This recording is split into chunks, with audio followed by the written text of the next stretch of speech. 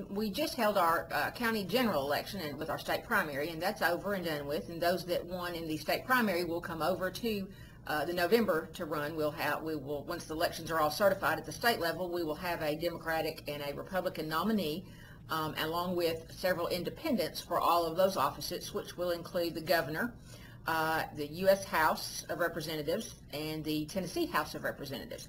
And most people will be surprised. I think this is interesting to note that you will have, for governor, you will have one Republican nominee, one Democrat nominee, and you will have 14 independent candidates for governor.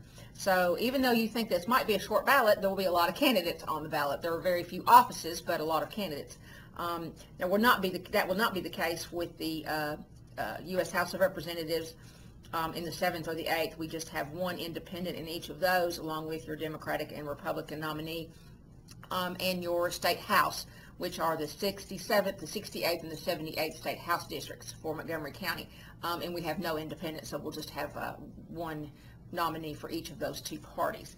Now, over on the other side, the other election that's also being held coming up on November the 2nd is the city election for the city of Clarksville.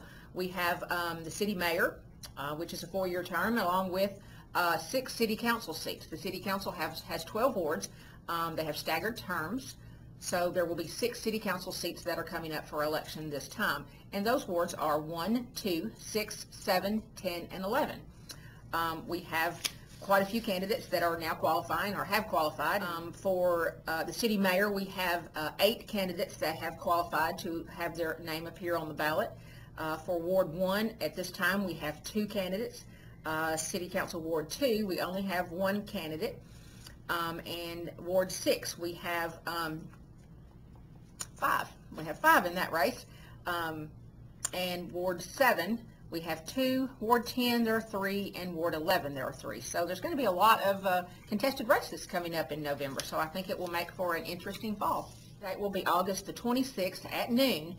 Any candidate that has already qualified and wishes to withdraw will have 1 week to come in and sign a withdrawal document that will have their name removed from the ballot. So if someone has changed their mind since they turned in their paperwork and they decide they do not want to run, it's not just as simple as saying, I dropped out of the race. If you really want to drop out of the race, then you will have to officially withdraw, or otherwise your name will appear on the ballot.